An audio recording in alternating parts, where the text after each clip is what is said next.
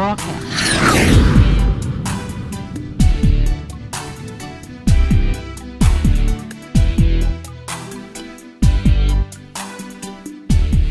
All right, so we're going to get back into what we've been talking about in the relationship, in relationship boot camp. Sunday we got into relationships. We got into communication. So we talked about some patient communication. We talked about assertiveness. Not assumed intent, but sharing the effect. And we've talked about catchable language. Not giving great content in a package of razor blades. So we want to get into active listening today, listening more than you're speaking. The scripture says, be slow to speak, quick to listen, and slow to wrath. Slow to speak, quick to listen, slow to wrath. And the interesting thing is we read a lot of scriptures and we know a lot of scriptures, and we're going to get into this probably with the men on the weekend we have with them. And a lot of us probably don't realize we're doing our Christian walk is, I heard this phrase in a Christian movie, it's been by addition as opposed to submission. And in this particular movie, the guy was saying, he says, what's your walk really about? Scriptures and this, that, and the other. He said, is your life with Christ about you adding Christ to your life? Or is it about you submitting to Christ? And I think what we're trying to do, I was sharing this with a young man in another state this morning. I was sharing with them, I said, you know what? I said, addition has its merits. You want to have Christ added into your life. I said, so some people have fully added Christ and partially submitted to Christ. Some people haven't added Christ at all. We know that. But so you got to ask yourself, where are you? Have you just added him along, but are still living the same life with Christ smothered on top? Or have you totally taken your old life, died from that, and submitted yourself to a life with Christ? And that relates to a marriage. Sometimes we're just adding on the spouse, but we haven't changed a bit. You know what I'm saying? As opposed to submitting to a whole new life. The scripture says in Ephesians 5, we have to submit ourselves one to another. So now think about when your response is, I'm not doing that. Or when you hear something, either in your relationship with God or your relationship with your spouse or your relationship with your family, you hear it, you recognize I need to change, but your next action is doing what you've always done your way. Think about the tense, when you tense up, when you hear some of the wisdom of God through tonight or through any service that we have. With something in you tense up, or your first response is your defense to justify why that doesn't apply to you, why your situation is different. Normally, that's the person that's added Christ but hasn't submitted to Christ. So now ask yourself, what really is the holdup of your fulfillment? Where is the holdup of you having, like suppose that man of God that's looking for you or that woman of God that's looking for you has submitted their life to Christ. They're not looking for someone that just has an add-on. They're looking for someone that's going to submit a life along with them. All right? So I wanted to share that as we get into this active listening, because the scripture says be slow to speak, which is very rare for a lot of folk, quick to listen, which is also rare, and slow to wrath. When do we apply being slow to wrath? Because normally it's not in everyday situations that you even tempted to be mean, evil, or snapping, or cursing for that matter. Slip that in there. Pastor Mel hit that the other day, right? So when you have the opportunity to tempt it, are we slow to wrath or quick to it? And you had a thought here. So I was thinking about listening more than speaking, and how none of us are really taught how to listen. Like, if you think about it, no one really spends a lot of time talking about it as you were growing up. Now you may have heard, Your parents say, listen to me. You hear that, listen to me. And but no one really taught about, okay, how do you listen? How do you really lock in? Because I think, honestly, you can hear what people say, regurgitate back to what the person says, but not understand. And so I think another level in listening is listening with the intent to understand. Because if you're just listening, that may not be enough. Because the person, especially, like my husband's a very, his brain he remembers everything. So I could spend 5 minutes talking about something and he will say, you said this, you said that, you said this. But that may seem like that's enough. But actually, to take it a step further is, okay, I hear you say this. I'm not saying he doesn't do this. I'm saying, but you can say, you say, I hear you say this, this, this, and that. But then if you're not listening with the intent to understand, well, then you're just regurgitating back to what I said. Exactly. So it's not necessarily going to be applicable for wisdom to actually come in the midst of that situation. So listening is a skill. It's something that you have to really be intentional in doing. And that's something that the Lord has been working with me more and more, even in our marriage, is to really, really listen. Sometimes if you listen, you'll hear what they don't say. Like really, you'll actually hear what's not being said if you really listen. And so listening is something that I really believe, really helps us even to train ourselves to even hear from God. See, well, a lot of times we're not tuned into God, and God is always speaking, but we're not tuned into Him. Why? Because we haven't been listening. See, God speaks through all different types of ways. He can speak through song. Here you are, you got an issue going on, and if you're not really paying attention, in a song, he could slip an answer right in the song. Or something that you're reading. I know I was talking to Trina yesterday, and see, that's why you got to really pay attention, because Trina was saying something that was really applicable to our conversation. You remember what we was talking about in 1 Samuel? And, but see, she had to listen to me in order to attach what she read earlier that day, I think it was that day, to what God was saying. See, God was speaking. So sometimes we were looking for this audible sound of God, but sometimes it's not as spectacular as we're expecting. Sometimes it's just really paying attention. It may be a billboard. Like you've been having this thought, and all of a sudden you see this billboard, and the words on that billboard just comes off that billboard into your heart. And it may be your answer. So listening is big. Oftentimes we want to get our point across, and that just seems to be like the biggest thing for us. I just want to be understood. Okay, that's good and everything, but then, okay, so really the goal should be, let's get a solution. Let's come up with a solution, because we could spend a lot of time talking about, I just want you to understand me. Okay, yeah, I understand you, but now what? But we spent 2 hours or 3 hours trying to get the understanding. You see what I'm saying? Exactly.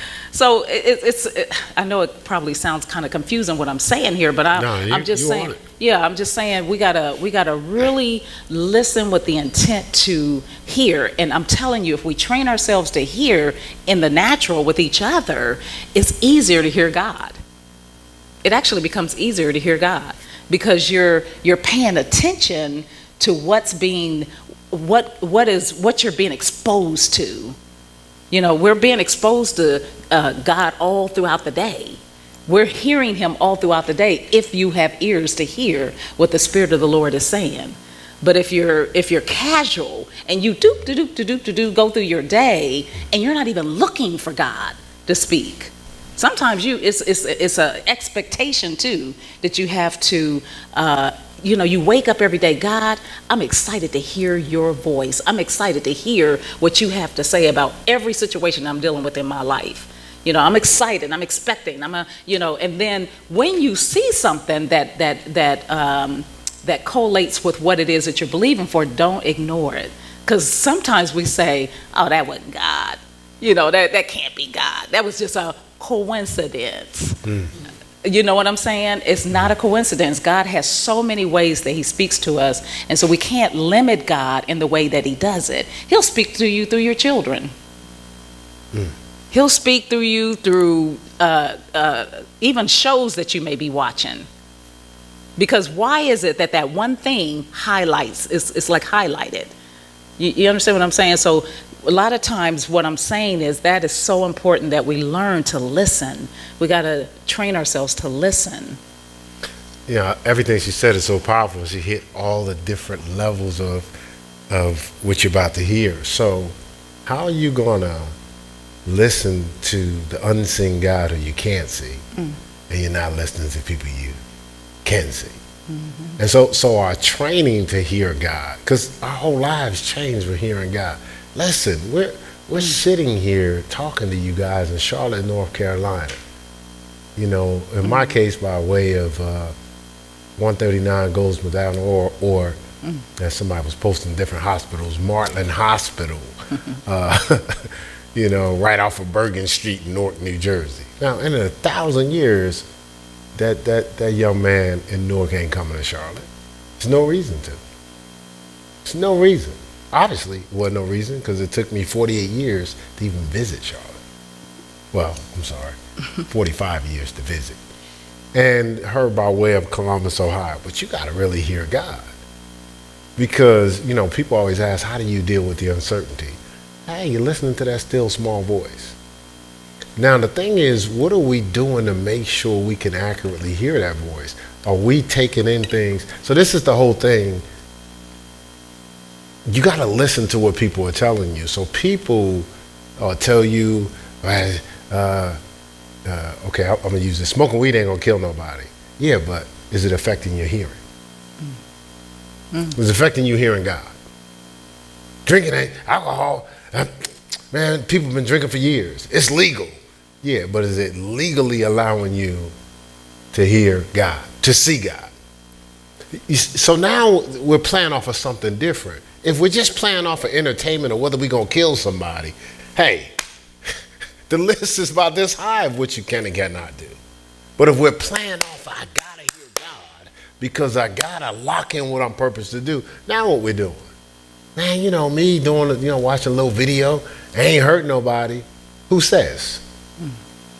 Because if you don't get in position, all creations wait for the manifestation of the sons of God, it can hurt somebody. So now we have to train ourselves to hear God. Cut out all the noise, cut out all the vices that's impairing our ability to hear, right? Then we have to train ourselves to listen. She just said it. We have to train ourselves to listen to our kids. Because she just said, they're saying something. Oh, trust me, they're saying stuff. The little kids, they're saying stuff you wouldn't believe. They're prophesying. Yeah. We've seen little kids walk up and prophesy somebody was pregnant before they knew they was pregnant. But the kid ain't walking around, ho, ho, ho, ho, ho. Thus said the Lord. Hold on. Sister, wait a minute. I hear from God. No. They're just saying, you pregnant? You have a baby? And if you ain't listening, you wouldn't pay no mind. They're warning you of the wrong relationships. Babies do it great. They're going off as soon as you get around those people. But you're like, oh, they just like that. They don't like people. No, they don't like them. Right, so I'm saying, like, you have to lock in what Pastor Mel said was powerful to really, really listen. Let's go to this scripture in Matthew 22, verse 37. I put the wrong scripture down there. Verse 37. It's a scripture we That's okay, I'll do this. Yeah, okay. Scripture that we good. That we read a lot, or we've read a lot here at our church. But Jesus said unto him, thou shalt love the Lord thy God with all thy heart, with all thy soul, and with all thy mind. With all thy heart, soul, and mind. And that's it just keeps taking the layers deeper and deeper. We're going to do a teaching, maybe some months on just the layers of intimacy with God.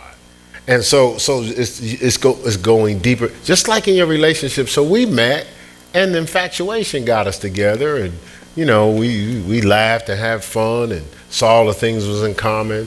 And then, of course, we had to deal with the things that was at the core of different levels of core of us that sometimes could chase you away from the wrong relationship. But it's cute. You meet, you have fun. We go to the movies. We went out to dinner. We did all those different things. But then she found out I did drugs. Okay, that was the first argument right there. Once you do drugs, you always do drugs. I'm like, who you think you? So we went out about there. Then she had some pet peeves, and then God bless, I had to learn tact. I didn't have any tact because I was by myself. I just tell you the truth. So first time the cooking was the chicken was dry. She asked me, so how was the chicken? I said, that was dry. I'm just a matter of factly. I ain't even like no tact, nothing. Then I went on to explain. You probably want to stay in the kitchen when you're cooking. You can't be doing a whole lot of different things. Man, that was a heated discussion. Well, why? Because there's layers. Now we have to deal with layers. Then she looked like she's ready to fight. Now this beautiful, wonderful, just phenomenal, knock me off my heels woman looked like she's ready to fight. I walked out that house that day. I said, Lord, did I pick? Was it the wrong one? Because who was that? Like, I'm like, ready? Like, you serious? Like, because think about somebody ready to fight don't look pleasant, do they? Like, yeah. I mean, look. She didn't put up her hands or nothing like that. But I'm just saying, you can see like this. It's like day and night from wonderful smiling Melanie to like, who is this woman? And so I was like, oh my God, man. Maybe I saw the wrong thing, But no, the Lord, I had to talk to the Lord, and we had to, and I'm sure she's like, oh, this dude is a little bit too much now. Like, well, you look like you was about ready to fight, so that's the reason why. Because, his face. Look, I guess I look like that, period, being from Newark.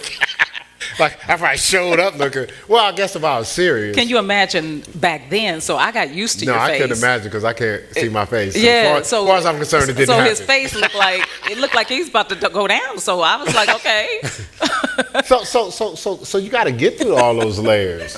Both of us had to be patient to get through those layers, but God is saying the same thing. He says you got to get through the layers of sometimes involuntary behavior, sometimes insensitivity, sometimes overly logic and overwhelming a person, sometimes thoughtlessness because you never had to be thoughtful. I just had a conversation with a coach, and I was sharing my son. I said, listen, my son, he never had to consider nobody. He was single. I mean, not single, he was the only child. Mm-hmm. And before I came along, he was being nurtured. He never had to think about nobody else. He never had to share. Like these are brothers right here from time to time be like, oh, whoa, look out for him. Or because then you got the little one back there. So you guys are learning to share or to have to consider someone else.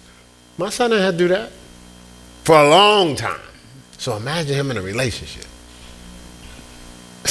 That dude, listen, he wasn't thinking about us, let alone some stranger that he just met. So look, most of his relationships was add-ons. He wasn't submitting to the relationship because he wasn't taught how to submit. So some of us, all of our relationships are add-ons. They're accessories, not essential. We're not submitting to the relationship. Ephesians 5 says submit to one another. We're not submitting. We're so stubborn.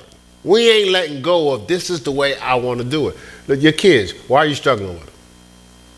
Because they ain't submitting to you, all right? And we're not talking about submitting to control. We're talking about advice, wisdom, direction.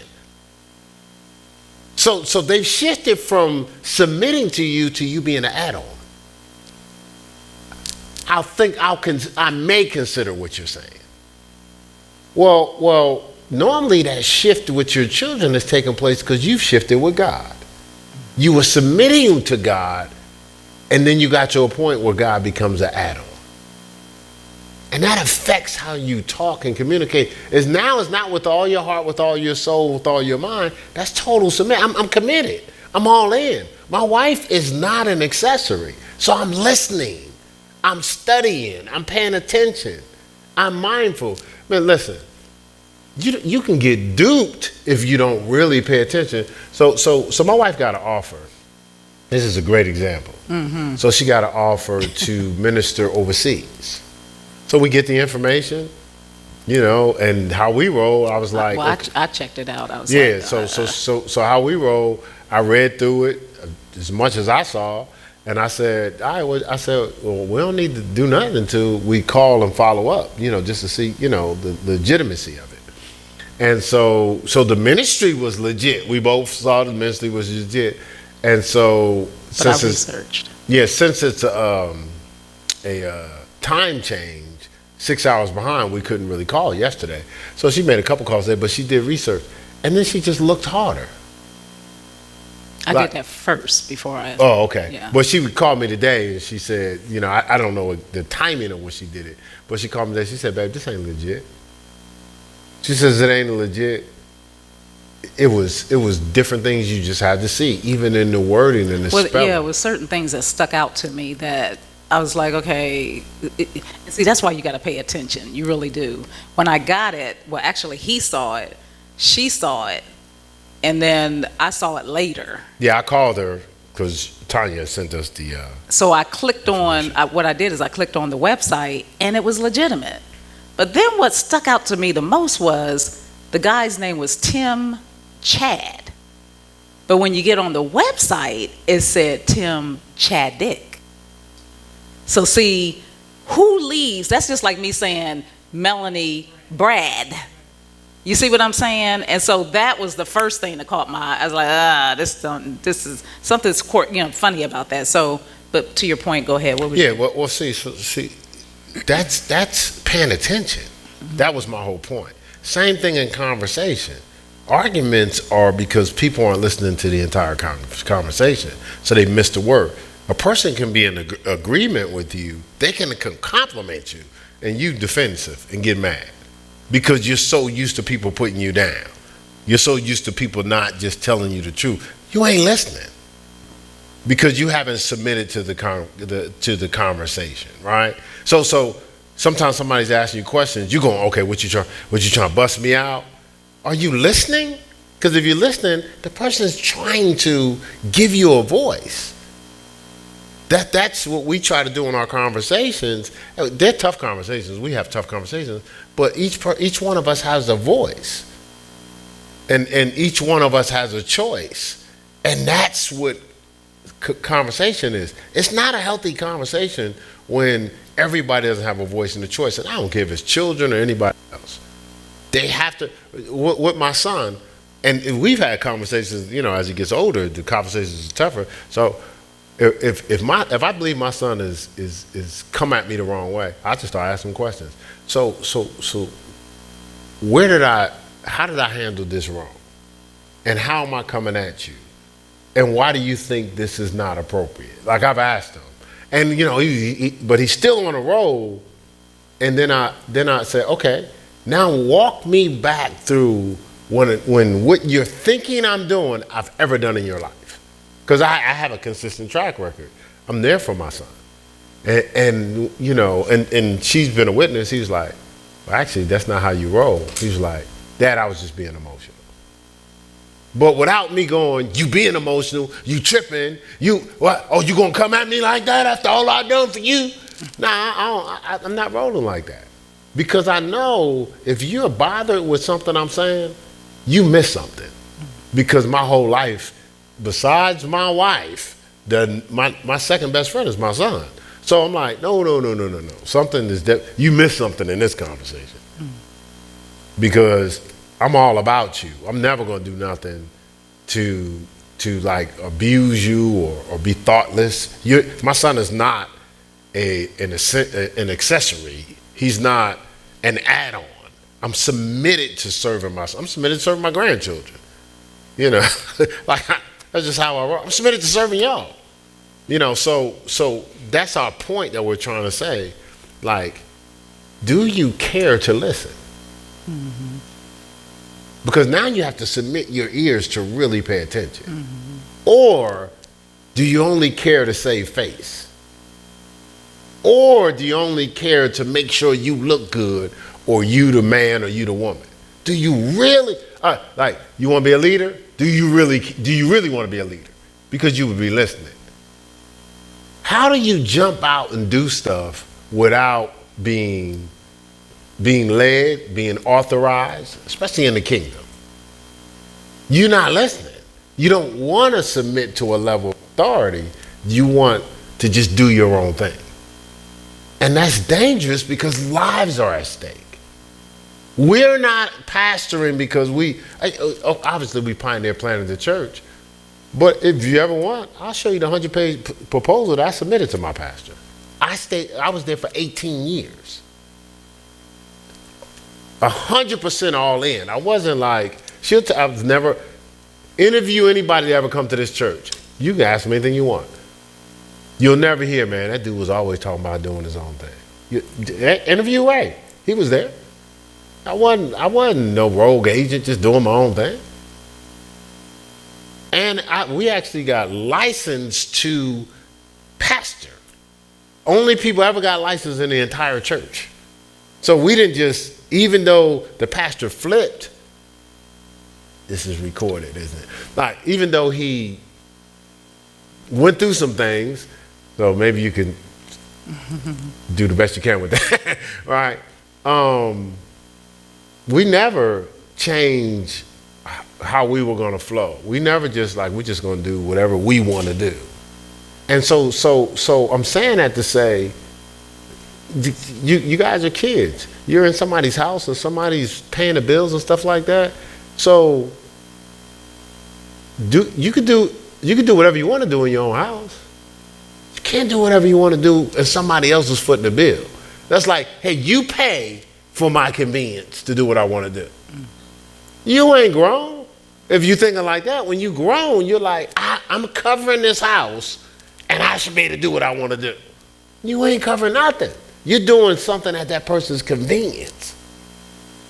You understand what I'm saying? Like some people are doing things in ministry at our convenience. We're covering the house.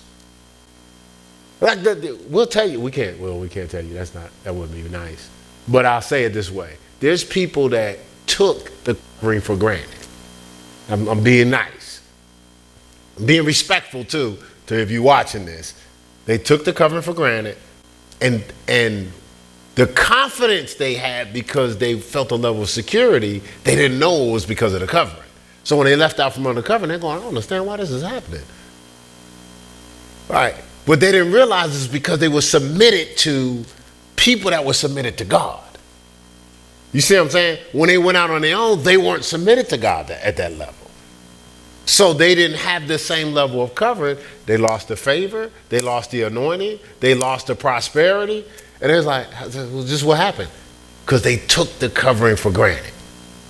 They weren't even in position to think about doing the things they were doing until God used the covering to relieve them from their pain, relieve them from their suffering, relieve them from their confusion, relieve them from their heartache. Now they can see clear to do stuff, and now they want to not value what God did. They want to, I'm going to just do my own thing. And don't realize you're covering it, like, it's important. I'm sorry. I just went on a little roll there. No, it's okay. But you said something. You talked about submit your ear. And then I would like to say submit also your actions. And the reason why I say that is sometimes we can be one way outside and another way inside. So in our homes, we're Darth Vader, I guess, or we're not as holy. We're not as sanctified. We're not as aware spiritually, righteous. We're doing the total opposite of what we do on the outside. And so the people that is in your home, though, see, they see both.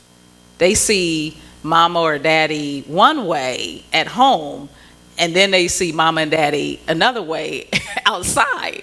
So then it becomes this confusion. And it's unfair for them to have to process through the fact that what I'm seeing at home is not lining up with what's outside.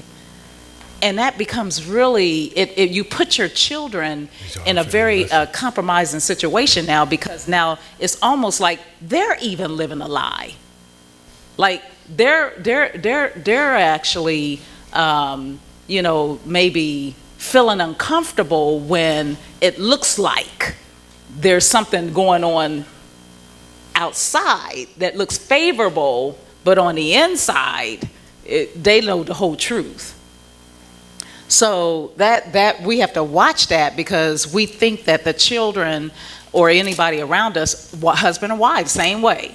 The wife or the husband is one way, at home, but then when they get out in public, they're Mrs. and Mr. Holy. And so now, there's this undercurrent or underlying thought that the person carries, because they're like, okay, you fronting. You think that, you think I ain't even paying attention, because you're not telling a person, oh, okay, I'm fronting. you ain't telling the person that. You just doing it. You just fronting. And so we got to watch how we are. It should be all the way around, not, because I'm gonna tell you, at home, that's where you let your guard down. That's the real you, actually. When you're at home, that's a good gauge how you are, like really at the core. That's who you really are. Yeah, because that's the real you, because that's who you are when you relax. It's the real you, not who you are when you're pretentious, or like when you're on guard. You have guys that, we used to say this, the pastor, when I was at the other church, he used to come out to the basketball games. He's like, these guys are a little different. He's seeing different guys than he see at church. I said, Pastor, pressure reveals character. I said, these guys under pressure, you're going to see with who they really are. Like, if they mad, if they cuss, if they slip and cuss, it's going to happen under pressure. And that's sometimes what happens, people drop their guard at home, but it's supposed to be the same person. Well, and I wanted to say this. See, a lot of times we think that little children don't even pick up. We think that little children, they little, they just like a piece of furniture over there in the corner. They don't know what's really going on. But they pick up everything. They absorb. See, children are like sponge. And a lot of things is not necessarily taught, it's caught. So they catch everything. And so we got to watch, and then honestly, I'm telling you, oh my God, the children are an awesome reflection of the parents. Of all of us, yeah. It's amazing. Like do you mind me sharing? Well, you only know about the share. I wish y'all, I'm gonna do this. So, do you mind, you give me permission to, okay.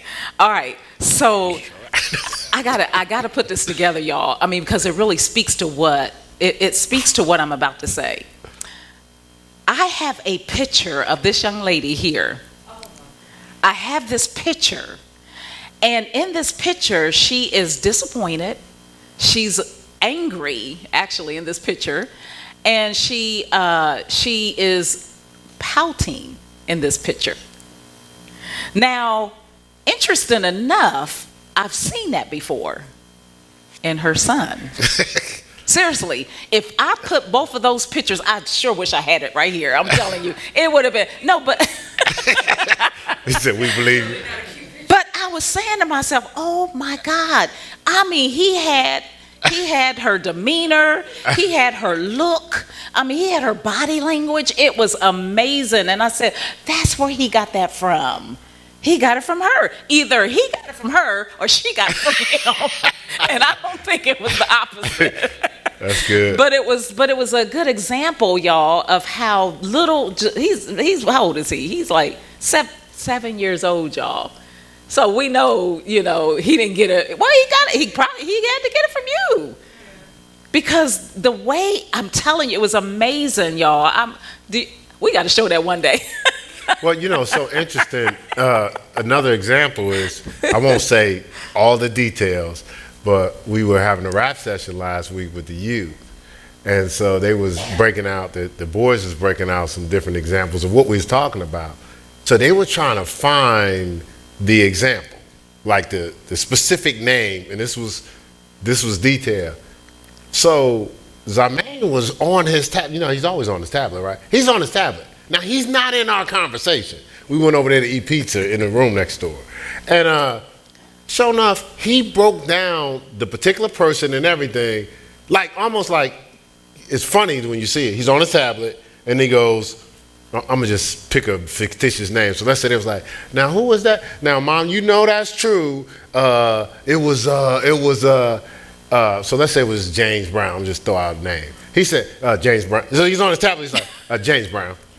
Like, and it's like, but what we were talking about, I was shocked that he even knew the name. But and actually, he wasn't really involved in the situation either. What they were talking about, they was driving. So he was innocent in the car. But he had all the information. Like, this dude had detail. And I'm like, but guess what? He was listening. See, because this is the interesting thing, when they're young, what else do they have to do? They ain't got nothing else to do. My granddaughter now, she got, well, all of them have phones, so she's going to see this. All of them got phones. So, hey, I mean, she ain't driving. She can't take herself nowhere. And she's young. She's the little one. Everybody else is teenage. So she's texting all the time. Yeah, hi, how you doing? You know, like why? But guess what? She's also listening. And the thing is, we have a lot to keep us busy, but are we listening?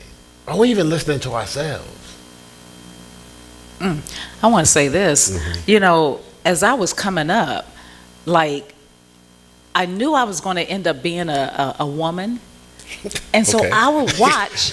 No, I know that sounds weird, but so follow me, y'all. Just Glad follow that me. worked out. No, but you know, you would hear, you know, this woman, and Right. and when you're a child growing up, you think to yourself, okay, so what am I going to look like as a woman? I mean, you know what I mean. So what I did unconsciously, I was actually looking at women. I was looking at how they would cross their little legs. I would look at how, you know, but imagine if the wrong woman came on the scene, what I picked up. Do you understand what I'm saying? So there were people that I was around that actually caught my attention. Oh, I want to be like her.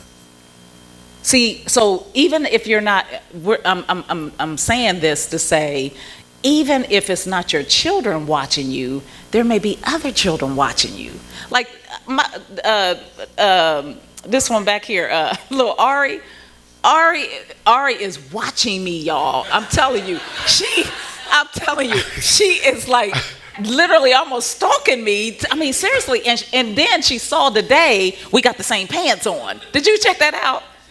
Yes. So she is really watching me. I mean, I could be in a room full of a whole bunch of people, and all of a sudden I see somebody way over in the little corner with them bitty eyes looking. So she's watching me. So somebody's kid is watching you. You know what I'm saying? So it's not just your family members, it's other people. People admire you. There's people that look at Kalina and be like, man, I want to sing like her. You know what I'm saying? Look at Chris. Man, I want to be like him. Chris is like a big guy that looks tough, but he has such a sweetheart. I want to be like that. You see what I'm saying? So it's not just in your household. It's even in this body. It's wherever you go. Somebody's watching. And they're listening to you. They're listening. Like little, what's her name? Kensington. She's watching you. Believe it or not. Y'all, I know I ain't by myself. That little girl looked just like you. I'm serious. It's like you birthed that little girl. Oh, do they act alike too? I don't know, but it's like she got your spirit. And so she's around you picking up stuff from. So that's why we can't take that casual. You know what I'm saying? So I don't know. Just put that out there. Because this is the key. The key to what we're talking about here is because, you know, I seen something powerful in the Bible a long time ago, and it was called agreement. And God has been giving us, pouring in wisdom to us, so we can have a church that's in agreement. You're gonna see power like you never saw before. I remember a long time ago, Trina was asking. She was like, I just want to see. I'm just say the power and presence of God. I'm paraphrasing, and of course you've seen God move in the church. But at that time, I was like, it's more to it than just if the pastors are anointed. I said it's what's poured out, but it's what's absorbed. Yeah. I said it's what's prepared for to disperse or impart, but it's also what's demanded. There's a lot of expectations, so there's agreement that takes place. So if you look through the Bible, it says, look, they were on one accord in the upper room. It says they was all flowing the same way, saying the same things. It says nothing was. It said the power moved. The power showed up and moved like never ever before. But they were in agreement. Now after that, God used them in different facets of the world, but they built their foundation of anointing of agreement first. Like they didn't abort. Well, they did. Somebody did abort the agreement ahead of time. He was called Judas. Right? Like he couldn't wait until God's finished work to get what God had for him. So he took a bribe ahead of time. He felt, hey, I'm going to cash in now. Well, he corrupted his soul when he did it, to a point where he killed himself. And this is what happens when people don't finish. Like we talked about being finishers years ago, and don't finish the agreement. Like God brought us together here for his work first. Seek ye first the kingdom of God and his righteousness. And you gotta hear and listen and be in agreement. When we do all these different things, we're cheating ourselves. It's happened. Listen, I've seen it thousands of times. I was at Ohio State. Young man worked his whole life to play professional football. He mastered agreement, submission, high school, to a point where he got to a Division I school that if you are in agreement, you automatically go into the NFL. That's Ohio State University. Like you go to any of those top schools, you can only lose the NFL. And so he gets there, and things aren't going as fast as he wants. So he comes to a study. I won't say his name, but you may know who you are, you may not. He goes, I'm going to such and such school because here I'll have a better opportunity. It'll be easier. They really want me. Never heard of again. He was being prepared to be the next great. Mm-hmm. I know who the great person was. I don't want to say the name because the person watching or people will figure out who it is. He was being set up to be that person. But no. He cashed in and is never heard of again. That's what happens in our life. It's about agreement. And this is the thing. If you don't listen, how can people be in agreement? Even in a household. How are you going to be in agreement and nobody's listening? In God's house, how do we get in agreement? Man, y'all need to read. I read Acts 4 all the time. Y'all need to read Acts 4. The conclusion of the matter in Acts 4 is they were of the same mind, of the same speech. And it said that no one lacked anything. Not just an individual, no one. Do you know that's possible? But everybody has to be able to listen. Harmony in marriage is possible, but you have to be able to listen.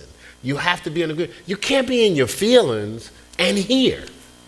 Because every time someone's giving you information, I'm not trying to be gross, but they say this about people getting pregnant. Some people can't get pregnant because, how can I say? The housing for the seed, what do you call it? Evaporates the seed before it can implant and produce fruit. Was that okay? Right, that's the best way. That's the best way I can do it. Right.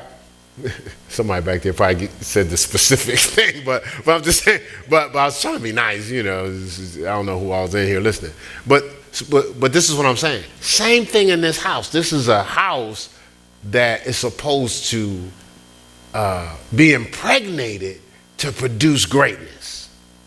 But sometimes before the seed takes root, without the agreement, it's evaporated before it ever starts.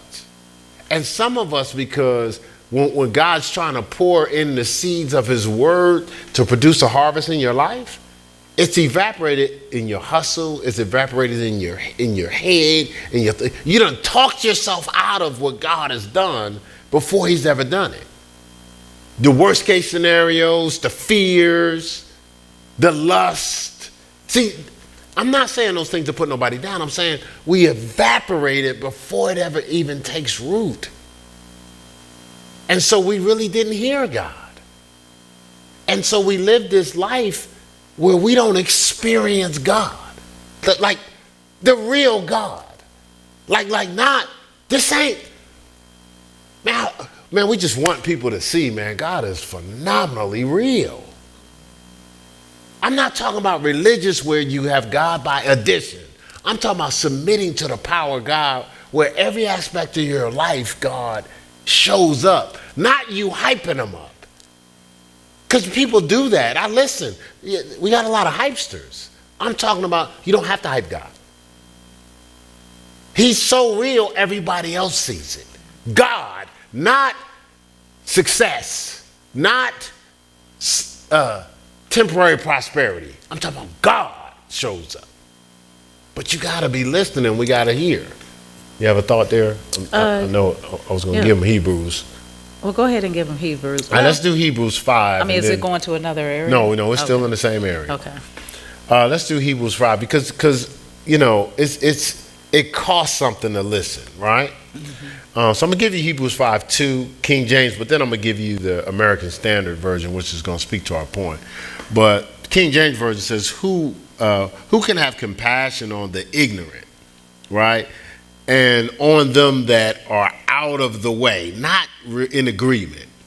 For he himself also is compassed with an infirmity. So it says we have to be patient in communication because sometimes we struggle through things, right? Listen to the American Standard Version. This is so powerful. It says, who can bear gently with the ignorant and the erring? It says, for that he himself is also compassed with infirmity. So for us to even harmonize, within our midst, some of us are ignorant and some of us are erring. We're off, right? So it takes a lot for us to listen to someone that's ignorant of maybe what you're trying to say, or ignorant to maybe a level of expertise or training or exposure you've had, right? It takes a lot of patience. Like everybody has it. Like Melanie Bradley wasn't raised in my house. In my houses, because again, I was foster parents and different things like that. I wasn't raised in her house. So for me to harmonize with her, I gotta listen. Because one thing I don't have is I've never been Melanie. And I've never been a woman in my life. So I said that before, I'll just repeat that. And vice versa. So for us to harmonize, we gotta listen. Mm-hmm. When you come into this house, with all due respect, you've been in a lot of different places, but ain't none of you been to Heirs. Well, obviously you've been to Heirs now. I know somebody was thinking that, so I thought I said that ahead of time. But what I'm saying is, but have you really submitted to find out why God sends you to Heirs Christian Center Church? Now, I may understand what mommy and daddy doing at the other church, or what your friends was always doing, or even all the props you would get if you go around that culture. But have you really, really, really opened up and submitted to what God is trying to do with Heirs? Have you got past have you been patient with the erring and the ignorant of your brothers and sisters? Because we all got to harmonize. You had a thought? Okay, so couple of things you said, really. Just on that last thought, sometimes we look at sameness and we get disappointed. Say it again. Sometimes we look at sameness and we get disappointed. So, in other words, if I'm looking, because I remember for a long time I was looking for a little Melanie in him. Vice versa, you was looking for a little Keith in me. So, but if you're looking for the same you, well then somebody's obsolete. One of you not needed. One of you are not needed. So God does that for a reason. So we got to watch, like, well, we just not, what do they call it? You're not compatible. Compatibility is not sameness. Right. It's complementary. Yes. And so we got to watch that, because we be looking for ourselves in the other person, and we get disappointed when we don't see it or we don't hear it. So I just wanted to, because you just was. Well, to add to her point, like, so if you have a right hand, you're not looking for a right hand. All right. What, you gonna wait for this one to die before you use it? All right. But guess what? A glove is not the same, but it's compatible. Exactly. That's good. You see what I'm saying? But a lot of us are right hands looking for a right hand. Yeah. We ain't looking for a glove. We ain't looking for a left hand. We're looking for the same thing that we are. Yeah. And we can't appreciate what we need. A lot of times we look for the same thing we are, the pride, because I've already mastered me. If to open myself up to this difference, I'm gonna have to change. So I said that to say God sends us. What we're not. What'd you say? What we're not. What we're not. Yeah, what we're not. He sends us what we need, actually. And so then also you were talking about, being in agreement. And, every word that comes out of this house is actually customized for the people of this house. Every word. And a lot of times, we can get, take it for granted. And I think I was talking to Trina. I talked to so many people, but I think it was Trina. And I was telling her, we can even get to the point where it's like, oh, I heard that sermon before. I heard that example before. Oh, we've heard relationship boot camp before. We've heard it before.